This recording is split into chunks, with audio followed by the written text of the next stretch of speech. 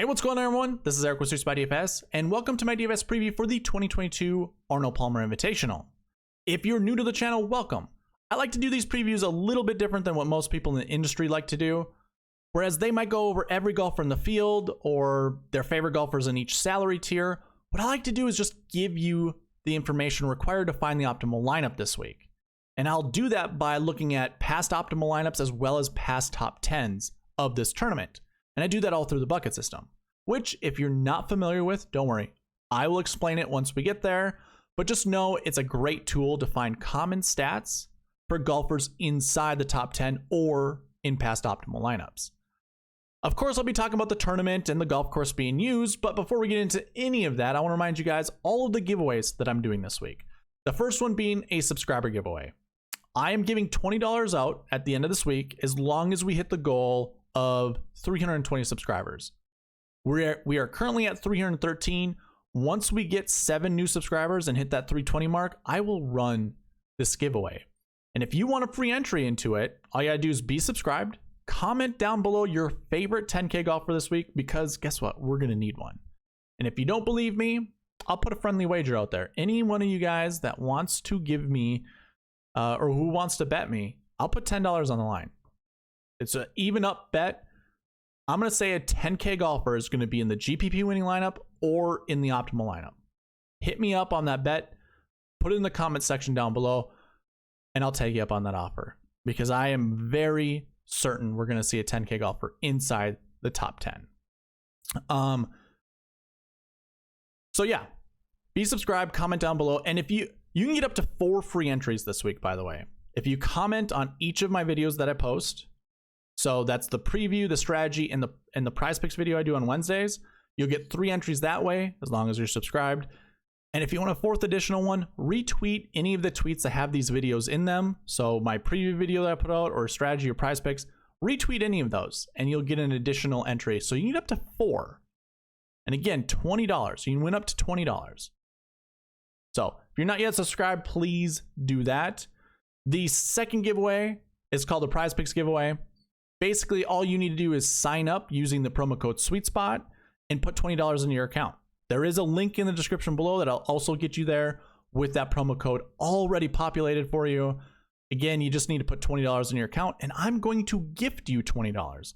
This is more than what any other person out there is doing. You know, anybody else that's promoting prize picks will just say, hey, we're going to give you a deposit match.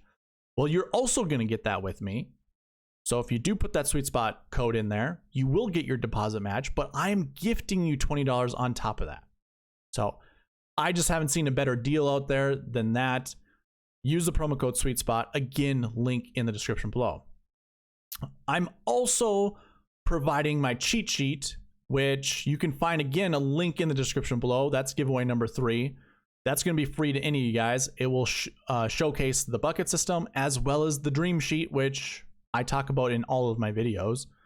And then the 4th one is an optimizer, which I already have completed, just the bare bones of it, which I can actually provide you guys. Let me actually throw it on the screen. I'm sorry, I didn't think about showing you guys this. We'll wait till it downloads, but it's a fun way to build. And also it provides all the bucket system conditionals that you would like. I will be creating an optimizer video out there on how to use this to your best advantage, because a lot of people don't understand really how to use it. But anyways, I have the field loaded in. I have the sweet spot score already loaded in.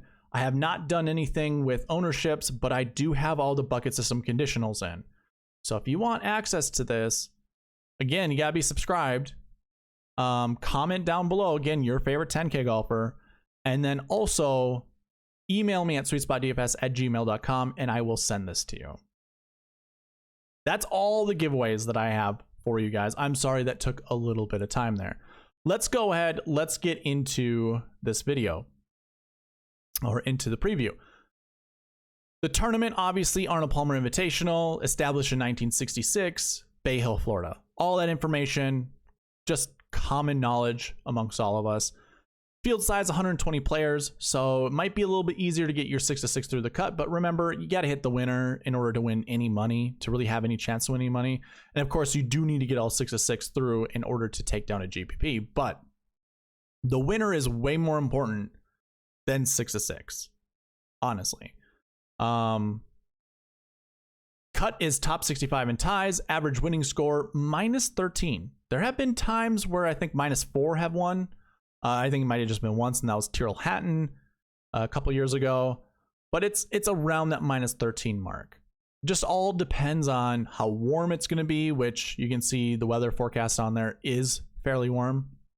Apparently the degree signs didn't save when I had it there. Anyways, it's going to be warm this week. And your average cut score is plus 1.5, believe it or not. I think we're probably going to see a cut around even par this week. It all, again, depends on wind and whatever weather rolls in. But currently, weather forecast is 83 degrees on Thursday, 84 on Friday. And the wind is kind of somewhere between 5 to 15 miles an hour for both days. So if it gets up to that, 12, 15 mile an hour, that's where it kind of really plays with the golf ball quite a bit. I think I said this in my last preview, maybe my last strategy video. For every 10 miles an hour of wind, it's basically a club difference. So that's where it really starts to play mind games with golfers. So if it gets up that high, it's just going to be tougher. That's all I'm trying to say. The strength of field this week, 526. Now, this is my own, I calculate the strength of field based off of what I understand from the official World Golf Ranking, or the OWGR.com. It's usually within 10 points of what it ends up having to be, because you first have to calculate the OWGR score, then you have to calculate the FedEx Cup standings from last year. Believe it or not, it's from last year. And then you also have to apply points based off of how many top 25 golfers are in the field and yada, yada, yada. I got it pretty close. It's not an exact calculation, but it's pretty close. So I think 526, it's going to be around there. So it's a pretty good field. This is a very good field. Golf course, Bay Hill Club and Lodge. Architect, Dick Wilson. I think Dick has designed another golf course on tour, or at least a golf course that has been used. And basically what you want to know, what you want to do with that information is, if you have a tool that you can use, whether it's like fantasynational.com or Rotoballer or Brick Run Good, you could search by architect and just see of the golfers in the field, which one of them plays better. But it shouldn't be, something that really influences you one way or the other. It should just be a tiebreaker. That's it. We are on a par 72, 7,400 yards, all Bermuda. Typically, it's overseeded with ryegrass in the rough, at least at this tournament. But this year they didn't have to, and it might be because it's been a warmer winter / it's not spring, but maybe it was a warmer last month here at Bay Hill. I'm not sure, but they didn't need to overseed, so it's all Bermuda all the way through. And then the little box you see right there, that's basically the shot shapes required off the tee and on approach. Drawing the golf ball, definitely. This golf course is when it comes to just sights, it is very favorable for those that draw the golf ball. That's why Rory McIlroy tends to be the favorite at this golf course, and I think why he does pretty well at this golf course. Same with Jason Day, although currently he's trying to hit a cut more than he's trying to hit a draw. If you want, you could weight your models a little bit with those that hit draws over fades. Again, this is right-handed draws versus fades. If you're going left-handed, you got to do the opposite. So it'd be a fade for a lefty as opposed to a draw. It's not going to make a huge difference, but that's what I see when I go through the golf course. And for those that do their own research this way, I'm using 300-yard drives from the tee box. And if there are any obstacles in the way, I am determining what kind of shot shape you have to hit around those things. A lot of the shot shapes here kind of bend with the fairways. It just gives a better chance to hit the fairway, if not the only chance to hit the fairway. So that's why I have draws as they are and fades as they are. just so you guys know. All right, let's go ahead and talk about past optimal lineups. So I have 2018 up. You can see right here, past optimal lineup, 48,700. I also kept track of the $4 GPP. Those golfers are highlighted in blue, and you can see only 3 golfers were inside the top 10 for that. They did leave $100 on the table. But just to go over these players, I'm not going to go over that GPP winner. I'm just going to go over the optimal lineup. Optimal lineup had Rory McIlroy at 10-7, Bryson DeChambeau at 6-9, Henrik at 9-1, Ryan Moore at 7-7, Kevin Chappell at 7-3, Sean O'Haire at 7,000. Rory hits a draw, Bryson hits a draw, Henrik hits a fade most of the time, Ryan Moore hits a draw, Kevin Chappell hits a... Actually, I think he hits a fade. I think I was watching him at the Sony Open, and the announcers were talking about him hitting a fade. Either way, I think it might be... It doesn't matter. Sean O'Haire hits a relatively straight ball.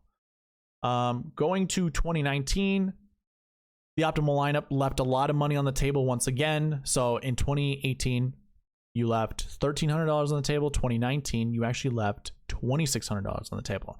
I do not advocate leaving money on the table. Just don't do it. It's not the right thing to do.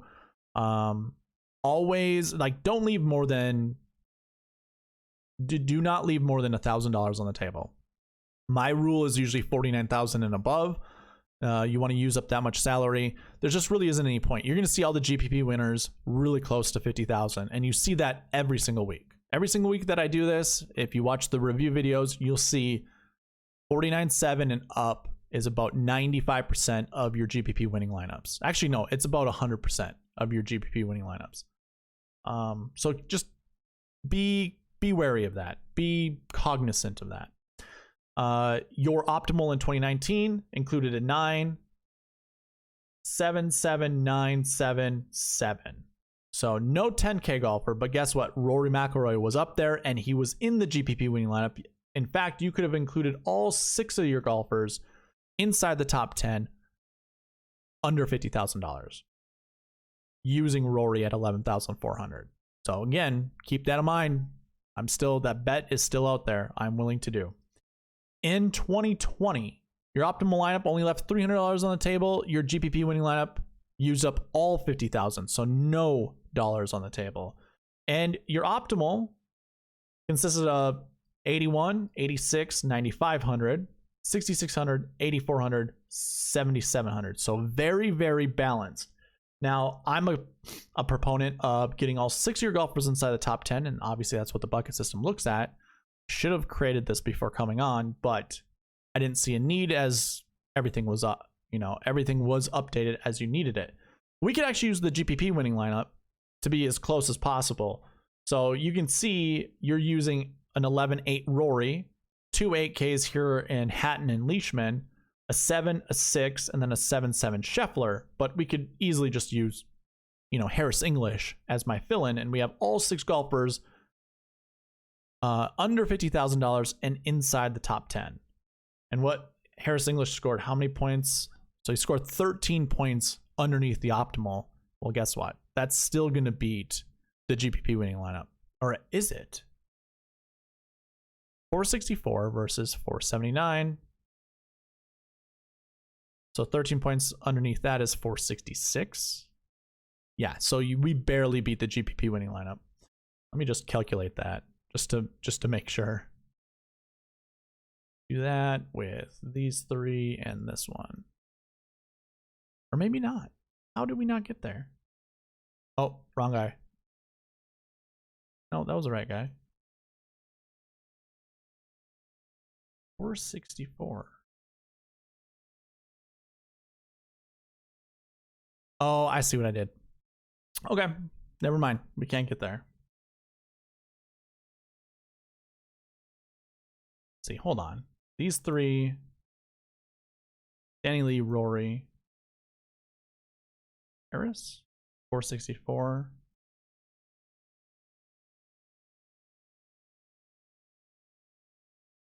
Nope, can't. Okay, never mind. Scratch it. My bad.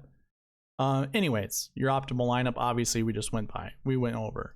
In 2021, let's see, can I hide one of these columns? Let's hide this one and swing this over here. Your optimal left $2,000 on the table. Well, that's not ideal, but it did use an 11K golfer, a 9K golfer, but then it just used 7 and 6s, 7Ks and 6Ks. So not really helpful there. But if we were doing a realistic optimal, you can see I have that here highlighted with green. You would use 49,500 and you would use an 11K, a 9K, 8K, 2 7s, and a 6. And if I scroll over here, you can see the realistic optimal scored 567. Your GPP winner scored 529, and your optimal was 573. So it was 4 points less using the, or no, 6 points less using the realistic optimal versus the optimal. All 6 of our golfers inside the top 10, and we followed that 10, 9, 8, 7, 7, 6 approach. So that's kind of what I advocate. Try to build a lineup like that, but obviously you just saw a whole bunch of different optimal lineups and a few different $5 GPP winning lineups. Using just 3 9Ks and 3 7Ks. I believe we had 2 9s, an 8, 2 7s, and a 6, something like that. Anyways, lineup building is pretty open and what kind of salary structure you want to go with. I always advocate 10 9 8 7 7 6 or 10 9 8 7 6 6, depending on however it works out for you. I think you'll just have better opportunities to win money that way.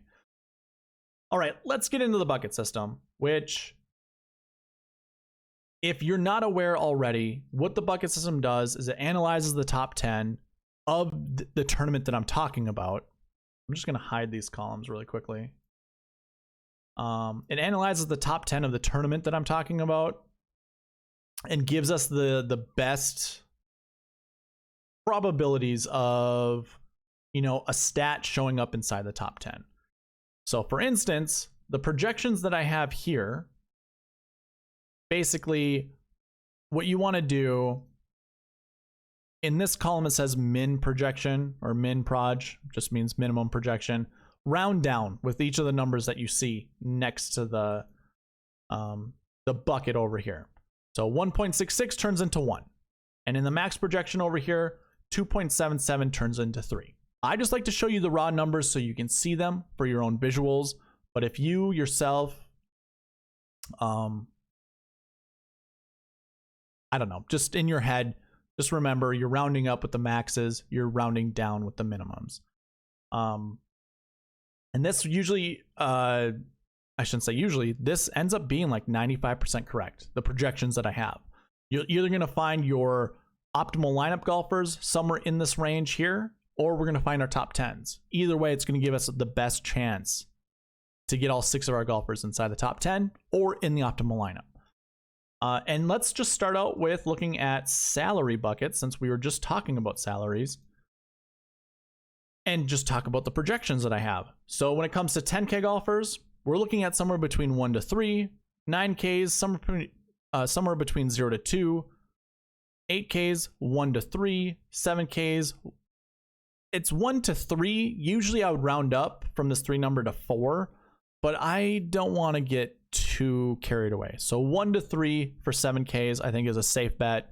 And then our 6Ks down here, again, it's a volatile range. We do have the majority of our golfers down here. You have 67 golfers out of 120. So that's obviously more than half.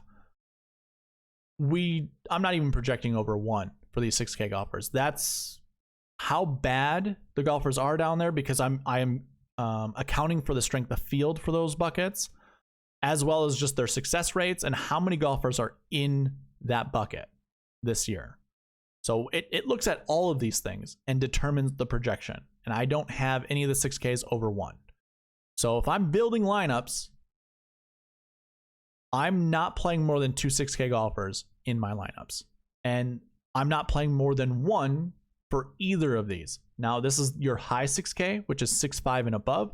This is your low 6K, which is 6'4" and below. And if I do choose 2 6K golfers, I'll choose 1 from this bucket and 1 from that one. I hope I didn't overdo that, but I just wanted to reiterate that's all that I'm doing. We never see more than one of each of those inside the optimal lineup. So that's really interesting. We also don't see more than one 10K golfer inside the optimal lineup, but we do see multiples of 9s, 8s, and 7s. So it's really up to you guys. I wouldn't go more than 2 10K golfers. And then obviously I already spoke my piece about the 6K range.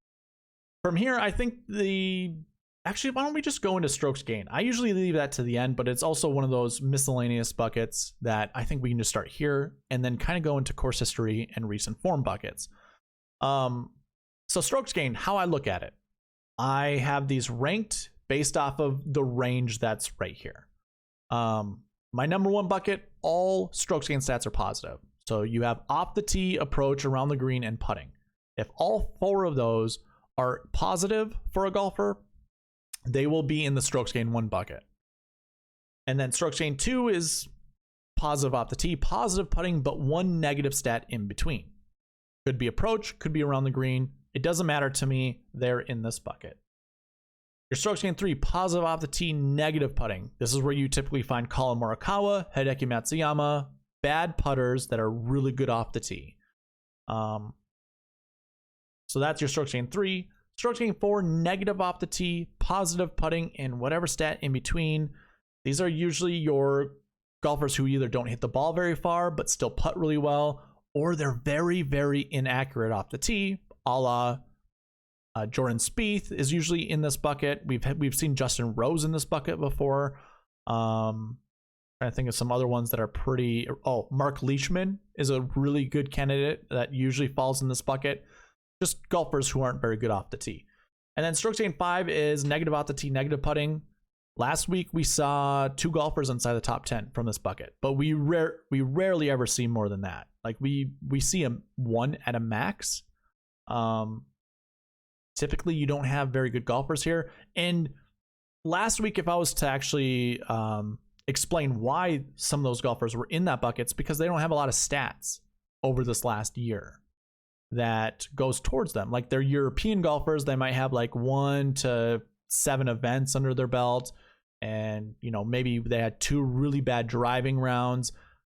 They probably are strokes gained 3 golfers if all stats were to normalize over a year, but they just didn't have enough rounds under their belt. But either way, your strokes gained 5 is usually your bad. It's usually a bad bucket you don't want to choose a lot of golfers from. And then strokes gained 6 are no strokes gained stats. We only have 2 golfers in that bucket this year. It's kind of interesting to see. We usually see 13 on average. I think that's because a lot of European golfers come over here. And prior to this year, I was actually using PGA Tour stats, which they do weird stuff when it comes to like how they calculate their stats. I now this year I'm using my own stats. So you could think of this bucket being where a lot of European golfers are coming from, but either way, I don't think it's a good bucket to choose golfers from, and we only have 2 in that bucket this year, so no worries, honestly. I don't think that really hinders us from any of the other stats up here, any of the other buckets. But as you can see, strokes gained 1, somewhere between 1 to 3, strokes gained 2, somewhere between 1 to 2, but I kind of have a rule here. This, I want you to drop down to 0.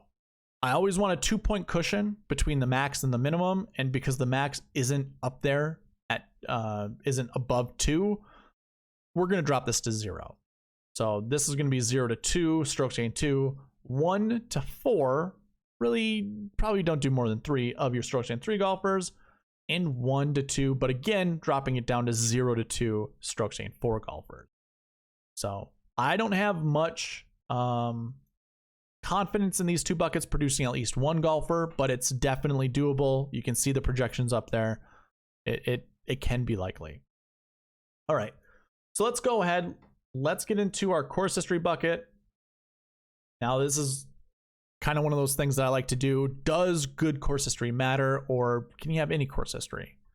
You're going to see that within the projection. So I did change the rankings, like I said last week, where instead of ranking them based off of the frequencies of how many top 10s occur under this bucket, I'm just doing it from top down, from the range that you see. So I go by every 20 points. So if you have an average, if a golfer has an average finishing position over, I should say, since 2013 of somewhere between 1 to 20, so like they're playing really well, they would fall into this bucket. And 20 to 40, 40 to 60, 60 to 80, 80, so on. The next, so this bucket and the next 3 buckets that I talk about after this all go by this range, just so you are familiar with that. Good course history. It's going to matter. You know, projecting somewhere between 1 to 2, but again, drop that down to 0 to 2. You can actually see something really interesting here. We've never seen less than 3 golfers from this bucket finish inside the top 10. So that should give you a little bit of confidence of selecting golfers from that bucket. But if there's one downfall, we only have 8 golfers in that bucket this year, where we usually see around 12 or 11.43. Another thing you can look at is optimal lineups over here. We've never seen less than 1 inside the optimal lineup, but of course we've never seen more than 2. So this 1 to 2 kind of matches our projection pretty nicely. Course history 2, we're projecting somewhere between 1 to 3. We have seen 0 here in the optimal lineup, but we've never seen less than 1 inside the top 10. So it's another confident bucket to choose a golfer from. Course history 3, we want somewhere 1 to 3, but that one's a little bit more volatile, where we've seen 0 in both the optimal lineup and the top 10. But you can also look at the frequency numbers here. 85% usually indicates 5 out of 6 years it has happened that we've seen a 10K or a golfer finish inside the top 10 from this bucket. So just keep that in mind. Course history 4 bucket is that 60 to 80 range. All of these buckets, or I shouldn't say all of them. Course history 4 and 5, we're projecting somewhere between 0 to 1. You can kind of see the volatility for yourself. And then course history 6, these are the did not plays who have never played this golf course before. So if you're wondering if you should play a golfer who has 0 course history, well, it is kind of a volume driven bucket this week. We have 28 golfers in that bucket, where we usually see 25. Success rate is okay, 7.3 or 7.43%. Our frequency here is 71%, finishing inside the top 10. I'm predicting somewhere between 1 to 2, but of course, drop it down to 0 to 2. There's a chance we don't see one, but it's kind of looking like we're going to see at least 1, in my opinion. So those are your course history buckets. Let's go into, how about we go into last year buckets? This is your most recent, like if you're looking at recent form out of course history, that's what the last year bucket is. These are golfers from last year's tournament, whether they played or they didn't, because we do include that in our last year 6 bucket that did not plays. But does whatever finishing position last year even matter at this tournament? Well, obviously we're looking at historical data, so let's see what it says.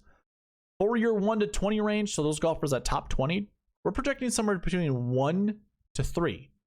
We've never seen less than 3 golfers from this bucket finish inside the top 10. So that should give you some confidence to play a golfer from this bucket. But if there's one thing to take away from this, we have seen we've seen 0 inside the optimal lineup. So if you really want to get narrow with your building, maybe you don't look at this bucket so heavy. But if I'm being honest, like none of these buckets are really, you know, if you're going to use that approach, you should be skeptical of all the other buckets, except for those that did not play last year. And of those that did not play, this includes golfers who've never played. This also includes golfers who have good course history. So I don't have that breakdown for you guys. Just be aware of that. But you can see all the projections here. Your top 20s from last year, you want somewhere 1 to 3. 20 to 40 range, 0 to 2. Same applies for that 40 to 60 range. The 60 to 80 range is usually what I call the death range. If you finish 60th place or worse and you make the cut, you are never in a good bucket. Like never in a good bucket. If I was like a mental coach for some of the players out there, I would say press your luck before the cut to either improve your position or miss the cut, because miss the cuts are actually not terrible. We see more success from golfers who missed the cut either last year or last week, finishing inside the top 10. But who knows how that really would work out if players actually followed that, because obviously we're still going to get a 60 to 80 finish no matter what. But anyways, your missed cuts 0 to 2, your did not plays 1 to 3. And that also matches the optimal lineups that we've seen over the last 7 years, I think, since 2015. No. Last year would go back to 2014. So last 8 years, it would be 7 years. Never mind. All right, moving on to recent form. Does recent form matter? Well, it appears so. The just having the best, I guess, recent form you can, so anywhere between 1 to 20, 20 to 40, 40 to 60, nets you almost the same projection. 1 to 3 from each of those buckets. I know it's kind of a large range, but here's a great thing about the bucket system. It's kind of telling you don't pick 6 golfers from one of these buckets. Like, avoid that. You want to mix and match your lineups as best as you can. So even if you select one golfer who has really good recent form over the last 7 weeks, because that's what my recent form looks at, the last 7 weeks, they have really good recent form, that's okay to select one. It's okay to select 2, but maybe you don't want to select more than that. That's fine. That's within the projection. You can then start picking out of the 20 to 40 range as well as the 40 to 60 range. So you can see the projections there. The other ones down here, I mean, that 60 to 80 range, we're projecting 0 to 2 technically, but I don't know how I feel about that. You're going to get most of your money in these ranges here, but you're also going to get the majority of your golfers, 72 in total from those buckets. But that's how the course history or the recent form buckets look like to me. The better the recent form, the better. But again, don't just stack up your lineups with golfers from here. You can see the maximums for your optimal lineups. It's never more than 3. So just be aware of that as well. And then the most recent form of recent form would be your last week finish. Does playing in the tournament last week matter? If it does, is a good finish better than a bad finish? Let's take a look. Having a top 20 finish, not terrible. Optimal lineups, we usually see 1 every single week.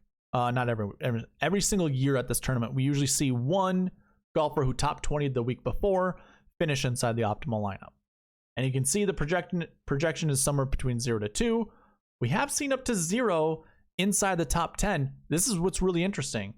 So we've seen up to 0 inside the top 10, but one of them was in the optimal lineup. Which one was that? Because we talked about it, didn't we? Let me go take a look. Right here, Scotty Scheffler, right? No.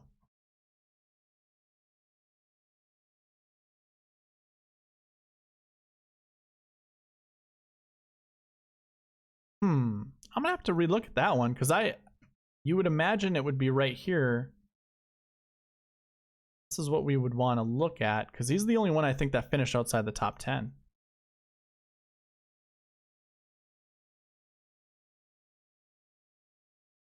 Interesting. Q30.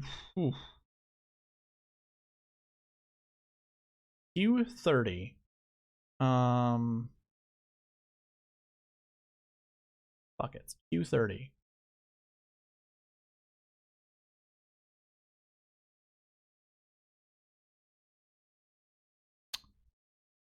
Oh, this goes all the way back to 2030. Oh, okay, never mind. I'm sorry, guys. I always think of like... Okay, optimal lineups, by the way, started in 2018 because that's when I have salary data going back to. So obviously it goes further back than that. My bad. Sometimes just like freewheeling this. I don't have a script in front of me. I'm not really thinking about, whatever. But anyways, we've seen at least 1 in the optimal lineup. That obviously goes back to 2018. And very few times do we see this not inside the top 10 because the frequency rate is 88.89%. So it's a really good bucket to find 1 golfer to finish inside the top 10. All the other buckets are like 0 to 2 or if not 0 to 1 because the biggest bucket is not playing the week before. That tends to be your greatest chances of success at this tournament. We've seen up to 4 golfers in the optimal lineup from this bucket. Up to 8 golfers inside the top 10. We usually see 2, at least 2. So keep that in mind. We also have seen up to 4 golfers who missed the cut last week in the optimal lineup. But that's a 50% frequency rate of just having 1 in the optimal lineup. my guess is that only one time did we have 4. But just keep that in mind. But yeah, that would be it when it comes to looking at the bucket system. We went through all the buckets, kept it relatively short, just to give you like a peace of mind or whatever. Like these last week buckets, last year it was the Workday Championship as well as the Puerto Rico Open. That was the only time that those 2 tournaments were held prior to this tournament. So the only time that they would have been associated with the last week buckets. But usually you have the Honda Classic in 2020, Honda Classic in 2019. 2018 was actually Valspar. Same with 2017, 2016, 2015. So Valspar is another tough Florida event. I'm not going to actually rate it the same as the Honda Classic, but it's up there. Like I don't have any issue using the last week buckets, even with the Workday Championship being last year, as well as the Puerto Rico Open. But anyways, yeah, those are your pieces to find the optimal lineup this week. Again, we're trying to aim small. I like to aim small. The pursuit of perfection is what I like to do when it comes to building lineups. All of these projections are in the optimizer right here. You can see all the mins are already set, and those are all associated with what I just talked about. So if you want this optimizer, again, be subscribed, comment down below your favorite 10K golfer, and then email me at SweetSpotDFS@gmail.com. I will send you this optimizer. And I'll also create a video sometime this week on how to use the optimizer, because I am adding more and more things. I just added a 6K all range because I did the high 6K and low 6K. I'm basically building this for myself, but giving it out to you guys to use. And this is how I like to build lineups. So I will discuss this a little in that video. I'm also trying to create up to 50 different groups. I'm currently on 10. This is very tedious, so bear with me, but at least we have 10 groups that you can, associate here. And again, I will explain that in the video that so you can use this optimizer. Also, the cheat sheet is available in the description below. That there's a link there that you can click on. It'll get you straight to a shareable page that you can either make a copy of it or just use that you see on the screen. It's up to you guys. I don't make it editable because I don't want anyone going in there and being a bad actor, deleting everything or whatever. So that's why I only allow you guys to view it, but you can make a copy of it, and then it's editable or it's editable however you see fit. So that's also there. And then of course, subscriber giveaway. If you want to win $20, be subscribed, comment down below, favorite 10K golfer, and you can win $20. We got to get up to 320 subscribers before I run this though. So if you're not yet subscribed, please do so. And Prize Picks. If you want to play Prize Picks for free, sign up using the promo code SweetSpot. Put $20 in your account. I will refund you that $20. Prize Picks is going to match your initial deposit of that 20 into another 20. So you're going to have 40 in your account, and you're going to play Prize Picks for free. So it's the best deal out there. Everybody else is like, oh, you can deposit match me, or you can get a deposit match up to $100. Yeah, that's all of us. All of us that promote this, we all get that. But I'm the only one giving out money for you to sign up. Those are all the giveaways. That's the preview video this week. Hopefully it helped you guys out, and we'll use this information in the strategy video tomorrow. We'll talk about the players tomorrow that fit these buckets. But that's all I have for you guys. Thank you for watching. Please leave a like, comment, subscribe, all that good stuff. And yeah, I'll see you in that strategy video tomorrow. All right, bye.